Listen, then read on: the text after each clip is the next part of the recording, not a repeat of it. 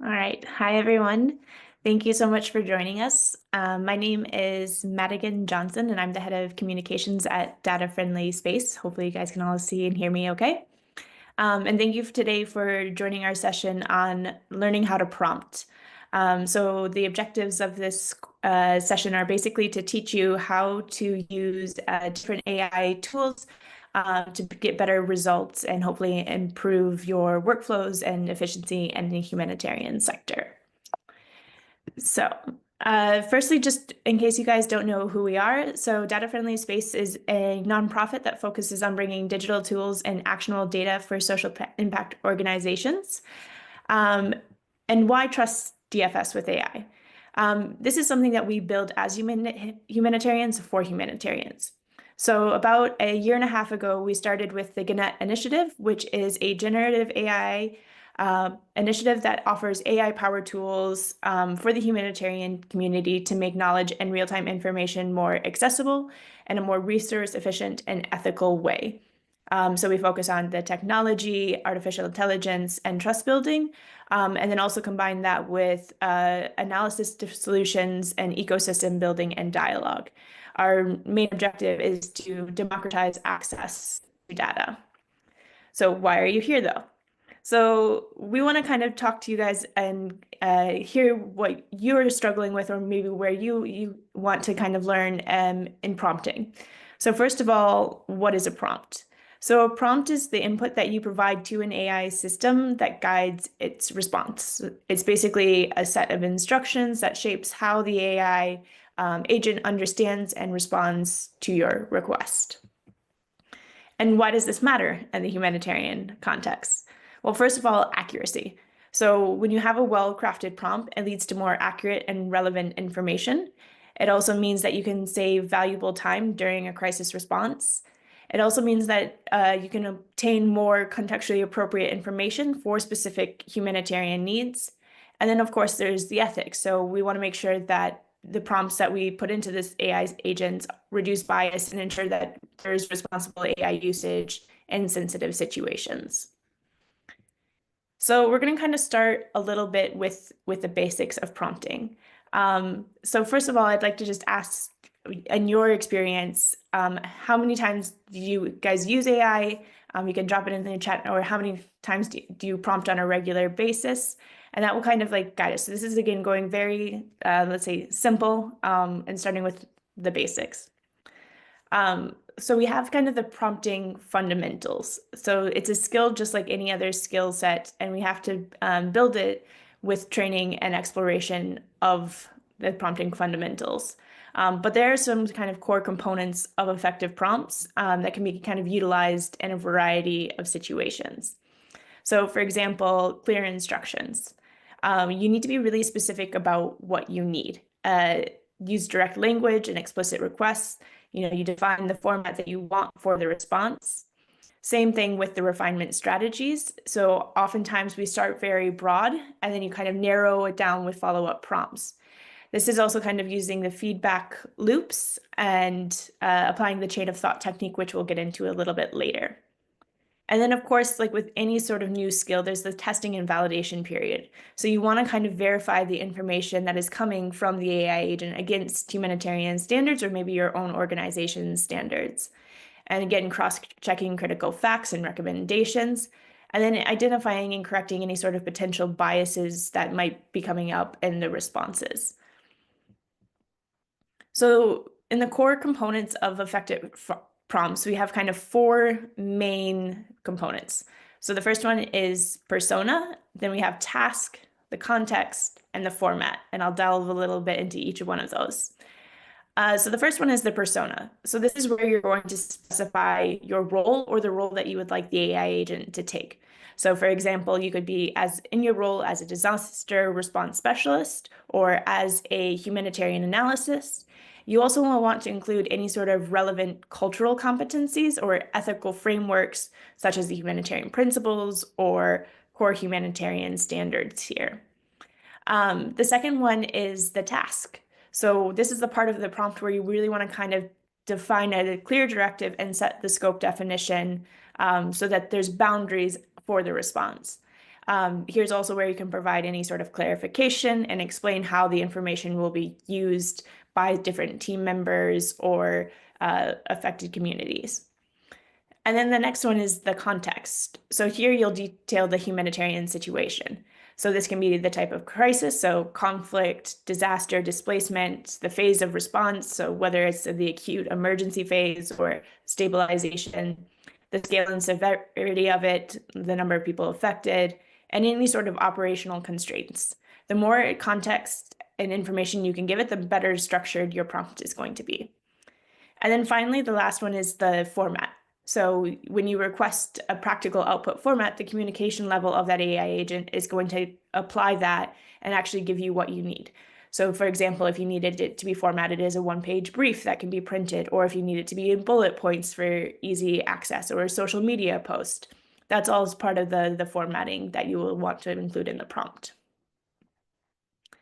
So this could be an example of the core component. I'm not going to go through and read all of it, but basically what you'll see here is that each one kind of corresponds to a persona, a task, a context, and a format. Now, this is obviously can be quite a lot sometimes. And so there are times where you're not going to have maybe, let's say, a persona or maybe the format. But what is really important here is that you would always have the sort of task and the context, because those two things are very critical in humanitarian prompting.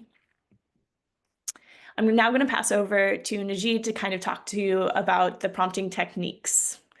So Najid, over to you. Thanks, Madigan. And hi, everyone. My name is Najir Orozco. I'm Chief Product Officer here at Data Friendly Space. Thanks for being here with us. Madigan, now I can share my screen. One sec. There we go. No, I think it's not that one. One sec. Now, okay.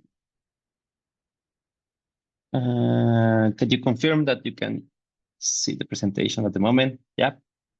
Yes. Good. Perfect. Thanks. Great. So, as Marian was saying, let's talk about the prompting techniques. Always prompting. And thanks also for those that are participating in the chat. I think it's an iterative process. As soon as you kind of start using AI from, let's say your day-to-day job or duties, you start realizing that, let's say, with the responses that you are getting best and better and better to start kind of prompting. Sometimes, of course, you still have kind of some gaps or things that you want to improve and you don't know maybe how to do that. So today, the idea is to present kind of 4 different ways of prompting. And each of those will give you kind of a certain, let's say, level of specificity in the responses. And I bring to you some examples directly from Gannet, and that users today have been testing in the platform. And with that, we would like to kind of analyze those together. So the first one, the one that we call the zero-shot prompting. This is an analogy for some AI or machine learning kind of algorithms. Zero-shot means without any prior experience, basically kind of the first questions that you always ask to an AI. So things here to keep in mind is that you are asking the system, either Gannet or another AI, to perform a task without any kind of specific instructions. In this case, it relies to Gannet's knowledge base. As Gannet is a RAG system, what we call a RAG system, it already has a set of trusted sources with some information. But if you go to, let's say, other AI platforms, probably with these very simple prompts, you may receive some hallucinations from time to time. So it's important to start kind of being more precise on the prompts. But this one is just, let's say, the most or the more simple approach. Then we have, in terms of humanitarian applications, here something that is useful is to have quick needs assessments during, let's say, sudden onset crisis or disasters. generate the standard operating procedures for common scenarios, or even translating critical communications in the field. Those are kind of some of the specific use cases that we have identified from the users in Gannet. And I will show you an example just in a sec. And some best practices for this type of prompting is, of course, being specific about the expected output format, but we'll be looking in the next examples how that kind of specificity as well. Again, it's kind of being more and more detailed. Include relevant humanitarian standards or frameworks that you would like probably to the answer to be targeted to. And finally, specify the technical level for your audience. Sometimes you are just generating a report for general consumption, probably not for humanitarians. Other time, probably you are looking at more people in the field that may require some more detailed information. So let me just jump directly into the example of what we have in Gannet. And in this case, the example is provide an overview of the current food insecurity situation in Sudan, including the number of people affected and contributing factors. Let me go directly to Gannet and show you what happens when you prompt that. So basically, we are telling the system, okay, first is an overview. We are focusing in Sudan. That's kind of a what, where, including and how, including the number of people affected and contributing factors. So, I mean, it's a simple prompt, but it still kind of guides the process of the response of the AI. So the response here is we have a title, kind of some sections, scale of the crisis, then a brief explanation here, a summary with some figures. We also see in regards of geographical locations, we have vulnerable populations, some other figures there, contributing factors that we kind of ask for it. And then we have them listed. Something also to highlight in Gannet is that you always have the opportunity to add the citations, which means that for each of these kind of pieces of information, you can just hover over the response. If you click on it, the system will show you from where this information is coming from. So it shows you the statement, which is basically what is being generated, and then the sources that are being used for generating that specific response. With those sources, you will see also kind of the specific pieces of content or excerpts from those sources, and you can click in any of those links and be redirected to the original document. So going back to the response, we are looking at the factors and then response and challenges. And at the end, you will get the list of sources. So as a starting point, I mean, it's good prompt, what we call a good prompt, but still we can kind of build on top of that. If we go to the next one, which is what we call the few shot prompting or learning from examples, here we are providing the AI with examples, or let's say more clear inputs or outputs that we expect from the system.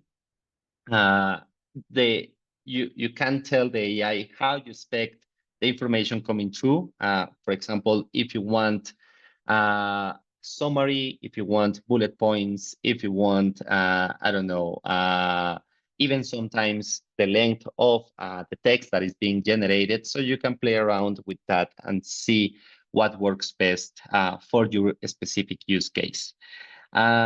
This one is valuable, of course, anytime that you are having, let's say, consistent or standardized formats or layouts where you are presenting the information.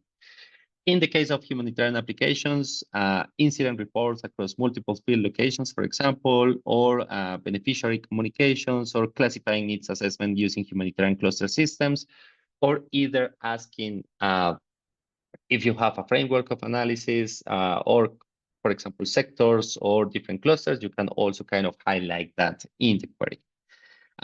Best practices, use 2 or 3 examples from your humanitarian operation, include different examples that cover, of course, different situations, if that's your kind of aim to be more general, but also you can be very specific on those questions.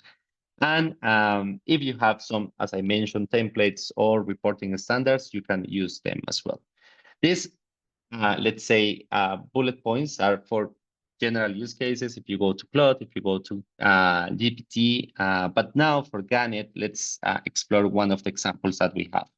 So in this case, we have this one that is create a detailed humanitarian situation report for the earthquake that struck Myanmar on March 28, 2025 in mats contain, and then you can clearly specify what you are expecting the system to produce. Date and time. This section, leave it blank. I will fit it in, which means that if you already have a template in your, let's say, organization, and you may require date and time as part of those sections, you can say, okay, please leave it blank, or if it's a different section, because I will provide that information on my own. And we'll see in a sec how the system interprets that.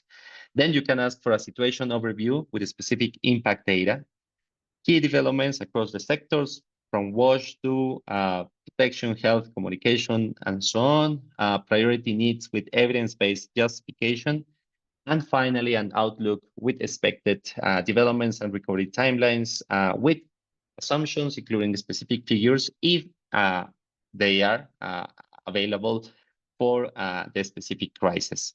And just at the end, another, let's say, tip that you can use is to not make up any data and be as specific and granular as possible.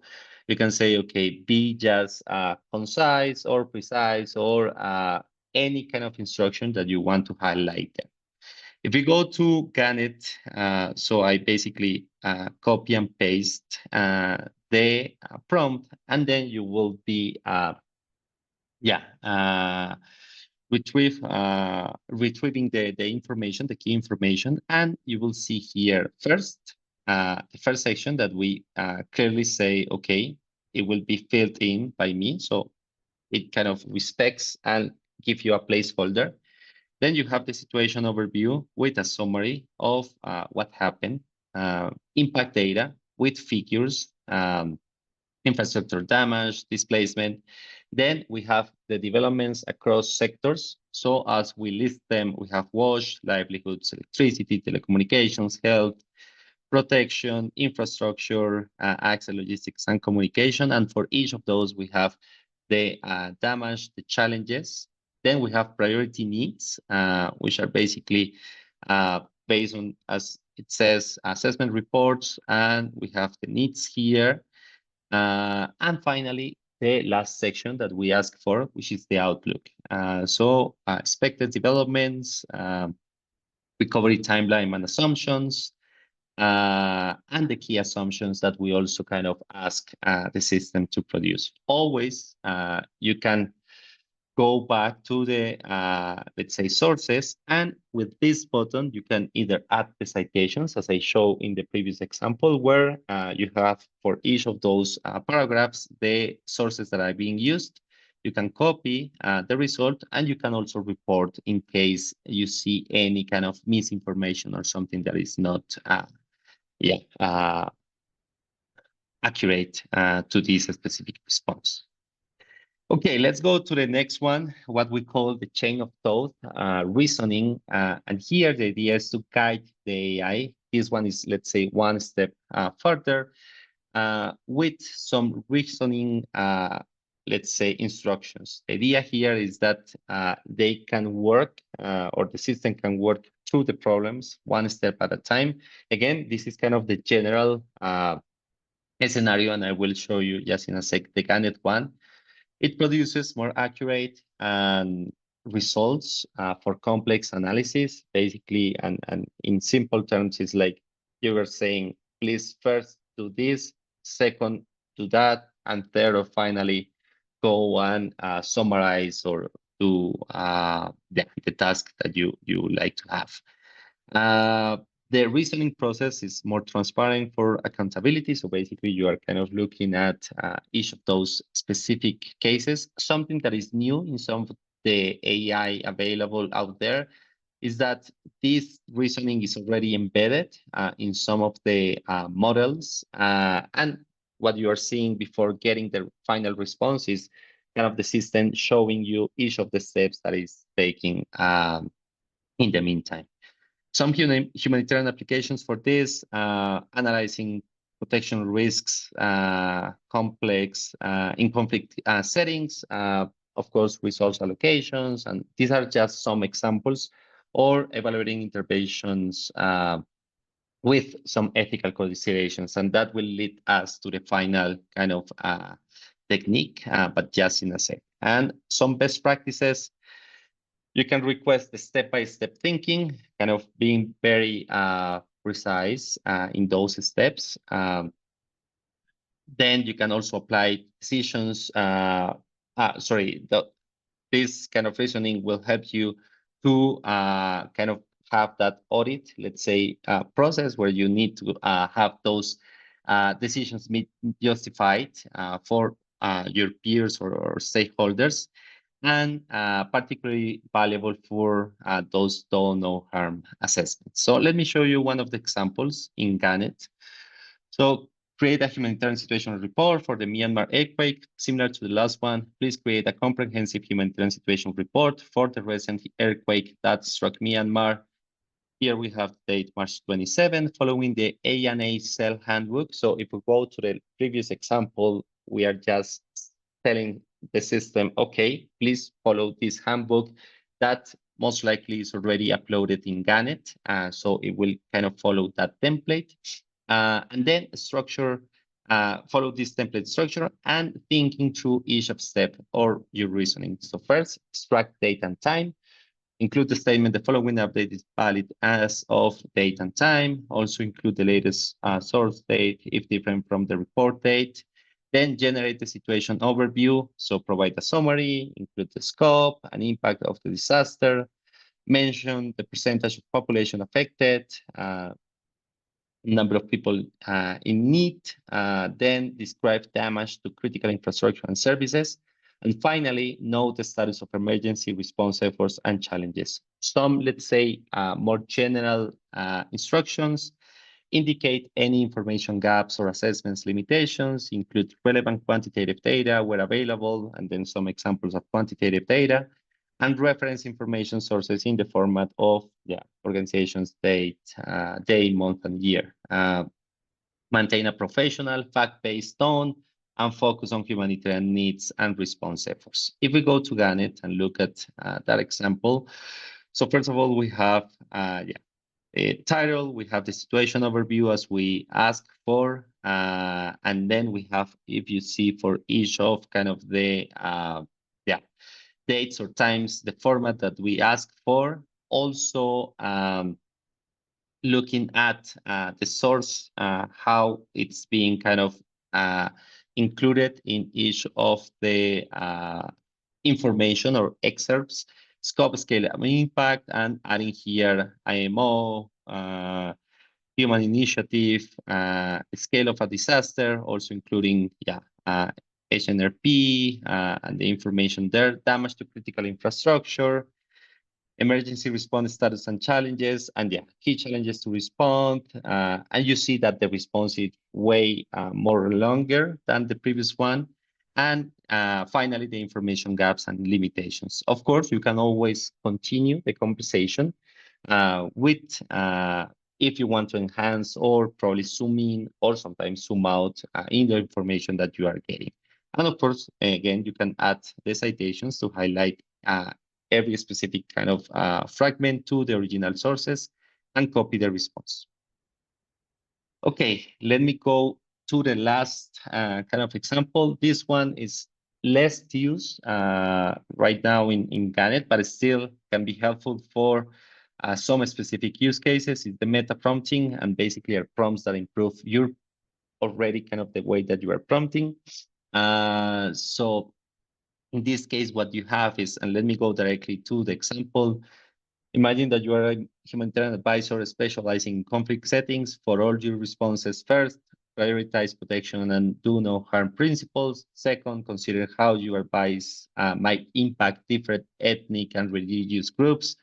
Third, flag any suggestions that could inadvertently increase tensions. And four, always offer at least one lower risk alternative approach. Now analyze this proposed, and this is just an example, community engagement strategy, and then you kind of have either the strategy, or you can ask, for example, for the situation in one specific crisis. So if you see, this is more about how you kind of guide the response, creating those boundaries and making sure that either you are kind of defining the risk tolerance or the ethical boundaries that you would like to have in this specific interaction. So yeah, I think that's kind of a quick overview of the different techniques. Of course, I mean, you can call them differently, or probably in an empiric way, you have been kind of probably having pieces of each of those in your own experience. So yeah, we just wanted to kind of show you some of the examples and how can it respond to them. I'm sure we'll be sharing the recording and the slides, but also happy to, yeah, probably I will make a stop here. And if you have any questions or comments, happy to answer them. Otherwise, I will hand over back to Mari. Thanks. Thank you, Najid. Yeah, so before we kind of continue on to the general prompts and some more examples, I wanted to ask you guys if there's one of these that you kind of identify that you use the most often in terms of prompting, feel free to raise your hand or to start speaking. Or if this is something that you've been incorporating into your work, and maybe if you have some helpful tips that you would like to share as well with the others. Because again, this is all about kind of sharing the best practices around prompting, because again, it's a new skill set that we're learning. Yes, Juan. Yes, thank you. Thank you so much for the presentation. It is quite useful to give names to some of the actions that we are actually deploying. I have maybe some questions. I've been using Gannet for quite some time, and I tend to rely more on it, for example, when looking at specific information related to like real humanitarian situations. I find it's very difficult to trust some of the information that is produced by like commercial generative AI platforms, which they struggle making sense of some of this information. So mostly, I find Gannet useful for extracting key data from these unbearable long reports that so many humanitarian development organizations produce and upload in Relief Web, for example. So a lot of key information, well-structured information, but too long to read, difficult to process at times. So when you need like a quick summary, or when you need kind of like a distilled version of what the key takeaway of that those documents are, or like a large set of documents on a specific topic, I find it quite useful. However, I'm not sure, and I haven't been necessarily comfortable asking for the development of like broader or full set of reports, mainly because there are of course like ethical concerns about authorship and these sort of things, but also in the sense of like it feels at times a little bit convoluted, like either it's like an aggregation, but also I feel always the need to review whatever is produced, or at least go to the references or the sources and make sure that whatever is the outcome of the prompt is as close to the original text as possible, for instance. So I think I missed some opportunities in like fully taking advantage of what it has to offer. So I find it quite useful thinking in these different like types of prompting and what they can enable you to access. But for the time being, I like Gannet quite a lot because of what it offers. For example, in terms of if you need to do a very quick needs assessment of a certain geographical area on a certain topic, uh, and it does access like the most recent sources on this topic. So, and it also allows you to kind of cross-reference these sources, which I think is quite useful, and used to be a weak point of the commercial generative AI platforms. Like you didn't know where the information was coming from. So that's basically it. Thank you. Thank you so Thank much, you. Juan. Sorry, Yeah, did you thanks. Yeah, no, all good, Marigan. Thanks, Juan. And yeah, I think you kind of capture, yeah, the essence of what Gannet is and what we are trying to solve is that kind of overwhelming amount of data in the humanitarian sector. Those reports that are 30 pages long or even 10, but are hundreds of them from Relief Web, from different kind of sources. That's exactly what we are aiming for. So yeah, thanks for sharing your kind of use of Gannet and yeah, and also thanks for being an active user. Yeah, about the prompts, I mean, you can always play and start kind of, yeah, testing more and more things. So for the, let's say, report generation, yeah, I agree. There are some, let's say, concerns always in terms of bias or how kind of the system is building those. But give it a try. I mean, the good thing is that you can always kind of refer back with that citation functionality to the original sources, and it will also give you kind of the exact excerpt of the original document that it was extracted. So yeah, give it a try. Also happy to kind of see if you can share, maybe not today, but with others in the coming future, which prompts work well for you, or kind of which imagine that you have kind of a new, let's say, literature review or a new analysis to be done. How is your process of integrating Gannet into your flow? So yeah, happy to kind of probably learn more about it, and then we can learn from you and your feedback. Thanks. I have a question. Thank you for that. I have a question in relation to open source databases, for example. So we have, Humanitarian Exchange, and we have ACLED that produce these open access data sets that offer a wealth of data on events related to violence and armed conflict and so on.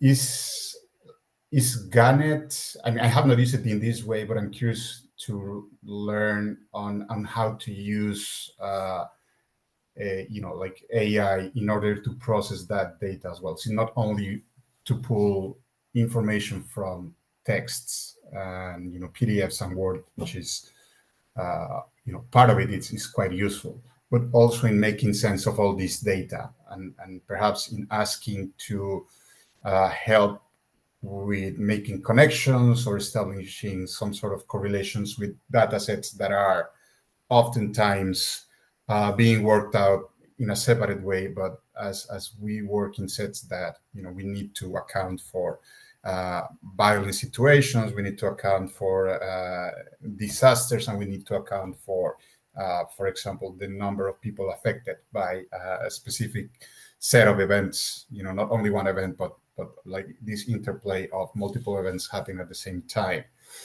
It will be extremely useful to be able to kind of combine these and produce some sort of operational output, let's put it that way.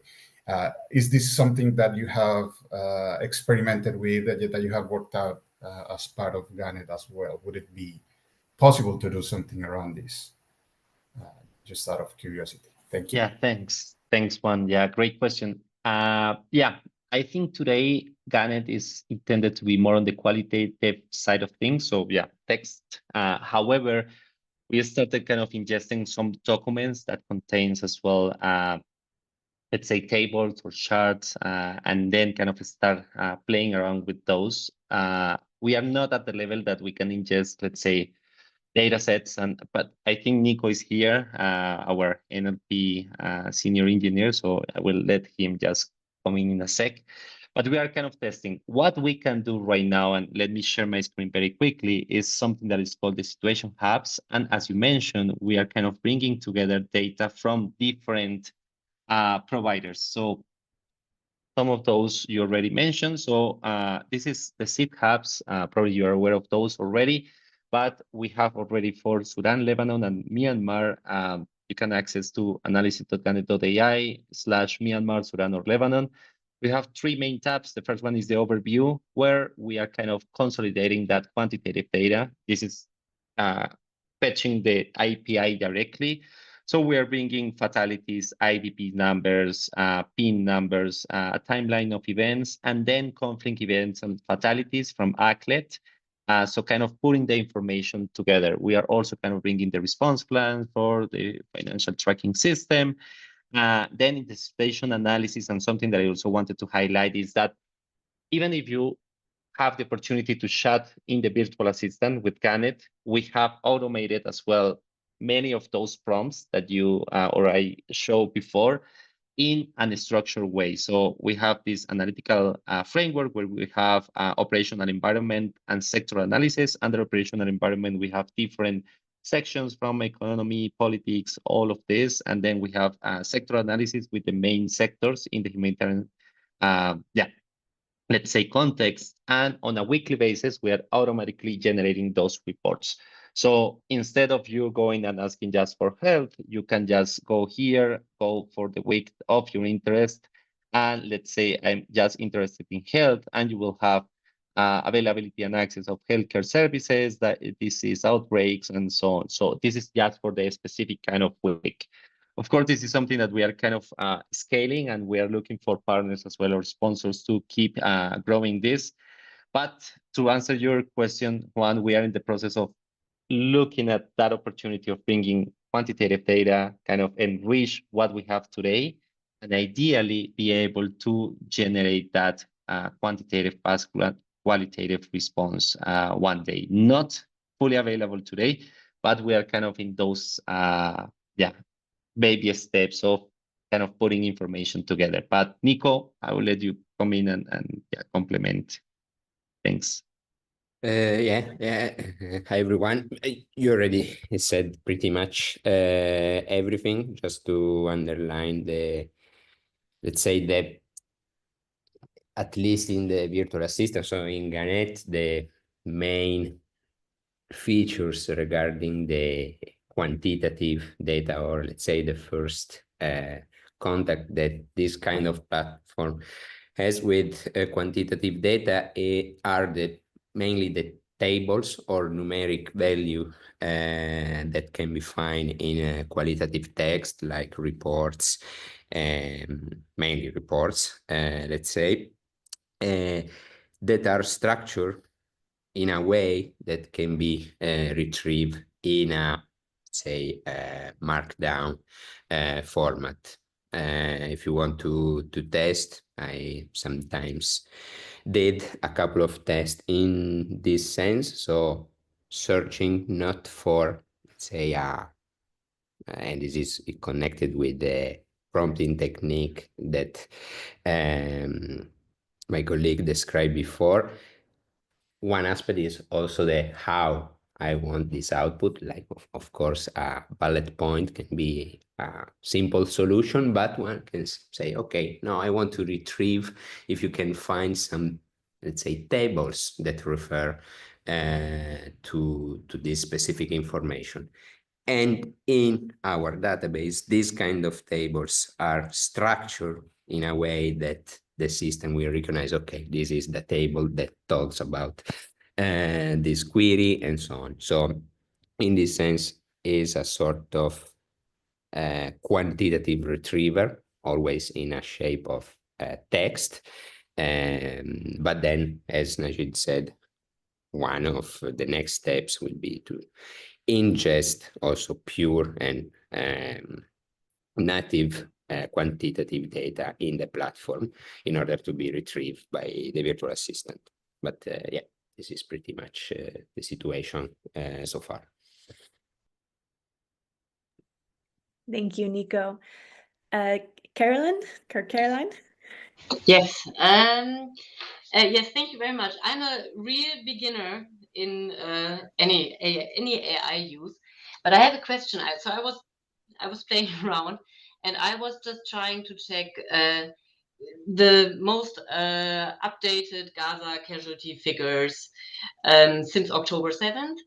And when I did it, I was so my prompt was quite simple, but then the figures that I received were quite old. They were like the newest ones were from 2024, and then I did another prompt and said, "Can you use the latest UN OCHA data available?" And still, it was from 2024. So my question is, what is the source? I assume Gannet is pre-filtering the sources that we're entering into, and how does this work, and if I want a specific source, can I enter it, or how does this come about? I can go. Go, Nico. Yeah. Hi, Caroline. Yeah. First of all, thanks for the question. You touch, a theme, in the sense that is one things that we are conscious about. So, and something we are working on in order to actually, it's something that in these days we want to move in production, that try to resolve this kind of issue that sometimes can happen in terms of timelines. Why this? The main, let's say, the complexity, just for, describing a bit why this situation can happen sometimes, is that there is a difference and a discrepancy between maybe the date or the some fact that are contained in a news or in a reports that maybe refer to a specific date, so a specific point in the time, and the publishing date of the reports or the news, in the sense that maybe sometimes a recent update is published today, but refer to some news of some months before. So is critical to retrieve the right point. We are working in finding a solution for it, because we know that it's something that is happening. So just for mention the reason behind that, and this is why we are actively working on that. And really, it's something that we will change, or let's say update in this week. So I suggest to retry maybe, and let's see if it will work a little bit better maybe. Yeah, just a quick follow-up question, but so thank you for that. But so, for example, anything on Relief Web, published on Relief Web, so would be theoretically in Gannet is a source of information, and yeah, so there's or anything on the internet. Like, I mean, if I say no, okay, so that is you're filtering for qualitative good sources, and then okay, all right, thank you. Najid, maybe you can show the knowledge Yeah. data explorer. So basically what we do is we kind of already pre-vet, and we've worked with humanitarian organizations to identify the sources that are most used and trusted by humanitarians.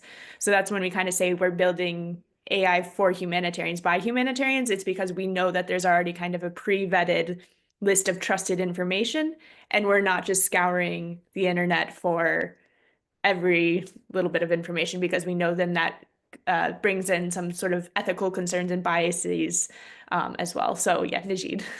Yeah, thanks, Marigan, and thanks, Karen, for the question. Yeah, so you go to Gannet.ai, then you have the option of new thread, or you can click on explore data, and then you will have this dashboard where you can filter by dates, by country, by source cluster, and you will see the top 15 sources in this case. As you see, Relief Web is our kind of main provider.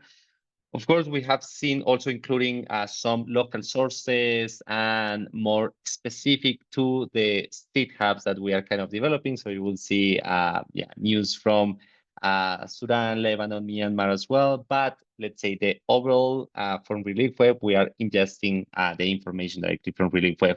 We have news and media, The Guardian, Independent, and so on. We have kind of this created list. And for each like each day you have also kind of the number of documents that are being retrieved. Today, roughly around 1,100 documents are being ingested daily. We are updating the system 4 times a day, which means that it's almost, in the humanitarian context, almost real-time data, because of course we are not in the finance sector that every second counts, but 4 times a day seems to us like a very close to real time. Also in the, let's say, chart view, you can have the list of all the sources. In this case, probably it takes just a while charging, but you will have the sources with the title, the URL, and the source, which kind of relates to. Just to also flag, this is, I mean, the information is coming from October 2023. So basically, we are only on this year, we already kind of ingested more than 80,000 documents. So yeah, give you kind of a sense of the knowledge base. Here, the filter is applied, but you can go before of that date and have the whole span. I don't know, Nico, if you have the exact number today, but probably more 2,000, yeah, 200,000 documents or even more. So yeah, that's kind of a knowledge base. It's always, let's say, verified sources. And not the whole internet. So, and thanks again, Caroline, for the question. This also kind of changed the way that GPT or Claude or Gemini, anytime that you're using them with the search functionality or the web functionality, that they go and look for Google, those, let's say, reports and news that get into Google are for the very, very, let's say, mainstream ones. Here in Gannet, you have the opportunity to also identify local sources in their native language. So I think that's what makes Gannet more rich in terms, gives you better context of the crisis itself. So yeah, just to highlight that as well. But thanks again for the question. Back to you, Maria. Thank you. I don't want to interrupt any more questions. I have some other things I'd like to share with you guys, but if there's any other questions, please don't hesitate to ask. So I'm going to go back to sharing my screen. One question. So kind of going along the same vein of what Juan brought up with talking about the different responses that you get from maybe, let's say, the more commercialized AI agents. So what I wanted to kind of show you was some different examples of using different AI agents and having the same exact prompt. And this is, again, a very simple prompt. So it was, tell me what's happening in Myanmar after the earthquake. So this is in ChatGPT. Again, it does give you all the sort of information in the citations, but what we've found is that each different agent kind of has its own different take to the response. So it'll kind of give you like the international response, ongoing recovery efforts, and again, the sources below. If you go to Claude, for example, and you tell me what's happening in Myanmar after the earthquake, they say that they don't have reliable information about events in Myanmar after the earthquake because that's the end of their knowledge cutoff. If you go to Copilot, for example, again, same exact prompt, they give you the information, the sources, but then it also will kind of add a little bit of its own spin on it. So it's, it's a heartbreaking situation, but, the resilience of the affected communities is inspiring. But as humanitarians, we might not want that sort of extra, but we really want to kind of get to what are the main issues or what are the drivers going on there. And so same thing in Gannet. So that's why we've been building Gannet, is to really kind of focus in on the humanitarian knowledge, the sector expertise, and making sure that that information is, again, kind of confirmed here. So again, you have your citations there. All this sort of information is actually what when we've been talking to humanitarians, the relevant information that they want to kind of know. And that's where, again, your feedback is really important to us because it helps us to understand what is the information that you're seeking and how can we create the AI assistant to provide that to you in a great way. So yeah, so that's kind of just to show you kind of the differences there. Going back quickly, because I know we're running out of time, there's a couple just general prompt tips. And again, just as for the humanitarian community in general, with prompting or any kind of AI agent, it really is we need to be taking an iterative approach.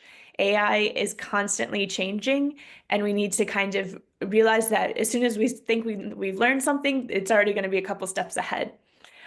Which is why I think we should start simple and build gradually. So again, like Caroline, with your example, you start with some basic prompts for your needs, and then as you go along, you can start to add that context and specifics as you refine your approach. Once you get to be more comfortable with it, you can break down, complex humanitarian challenges into manageable subtasks. That sounds impossible, I know, but for example, instead of, analyze this refugee crisis, just like a human, it's going to be maybe overwhelmed. So, try breaking it down into smaller tasks, such as identify the shelter needs for refugees in this region, for example. The iterative process is, you draft your initial prompt. You want to test that response. You want to test it. You want to identify gaps or issues. Think of the AI assistant as kind of your coworker who you're bouncing ideas off of, or, you're sharing knowledge with. You're going to want to refine and add a context, and then you're going to kind of repeat that until it's kind of giving you that optimal response. And then, of course, there's always the question of, okay, well, how do you kind of actually approach this in the field, right? And then that's a very tricky question because as we know, there's some cases where AI won't be as applicable, right? Just because of the internet penetration rate. However, when you are in places where you can get that connection, use simple prompts when connectivity is limited, and then also build a library of effective prompts with common humanitarian scenarios. So like within your organizations or just within the teams or the response, start to build kind of those prompts that, that can shed some light on that situation. And then kind of share those successful prompts with other team members or humanitarians, and hopefully we can kind of come up with some standardized responses there. And then again, crafting clear instructions. So use commands. This might be kind of basic, but begin with like the clear action verbs. Summarize the situation report, prioritize these instructions, classify these resources needs. When you get very clear commands, the AI assistant is going to perform a lot better. Again, format for clarity. So if you want to have separate instructions from your persona, from your context, you can kind of clearly mark that and place the critical instructions at the beginning of the prompt. Specify your format. So request the structured format in terms of I'm communications. You mostly use it for social media or reports, but other people would want it to be in paragraphs, bullet points, etc. And then state what you want to do. Like I said, treat the AI agent like it's a new coworker, kind of being explicit in your instructions. For example, don't focus on the long-term needs, but focus specifically on the needs for the next 72 hours. And by doing that, you're really going to get a lot more out of the prompts and the AI agent itself. And then finally, we kind of get to the ethics of prompting. So I know this is kind of one of the big discussions around including AI in the humanitarian sector. And it's true, we have to kind of consider the ethical foundations of AI prompting, and there's a lot of really great research that's already happening from different organizations that are kind of focusing on the AI safeguarding and guardrails. But basically, like what we need to do is we need to have the humanitarian principles come first. So that means the do no harm, the humanity, impartiality, and neutrality. So consider how AI generated information might impact vulnerable population. You use prompting just as yourself, like to uphold like the human dignity, and the impartiality and the neutrality, that those are things that when you're crafting your prompts, it's just like the language that we're using in our response and in our reports. You want to make sure that that is also being integrated into the writing of the prompts. Same thing with like the data ethics and privacy. So that's something that is very huge for us. So we use open source data in Gannet. So all of that information is public information, and Najid will talk quickly next about kind of our private context feature that's coming out soon. But you want to avoid including any sort of personal identifiable information in prompts. So I've heard of instances in the past where people are uploading pictures or data that's including sensitive information around vulnerable groups, and especially in the kind of commercialized agents, those AI systems can retain that prompt information. So be really careful about what information you're including in your prompt, and what happens if there is a data breach or any sort of sensitive information is leaked.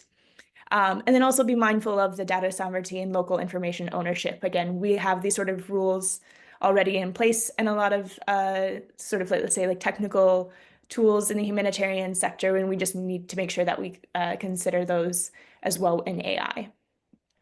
And then the last one is the contextual sensitivity. So consider, the power dynamics when you're using AI in humanitarian settings, and also acknowledge that sometimes the AI systems oftentimes reflect the global North's perspectives. So again, you want to kind of create a balance, and you're going to have to do your own critical thinking yourself. AI won't do that for us yet. And then as well, be transparent with the communities that you're working with if you are using AI, especially in decision making. And so these are just some general do's and don'ts. I think we could probably fill a whole guidebook with this. But like in Gannet, like Najid said, we can prompt for information in locally relevant formats or languages. We're trying to add as much as possible there. You do want to verify AI outputs before using them for critical decisions.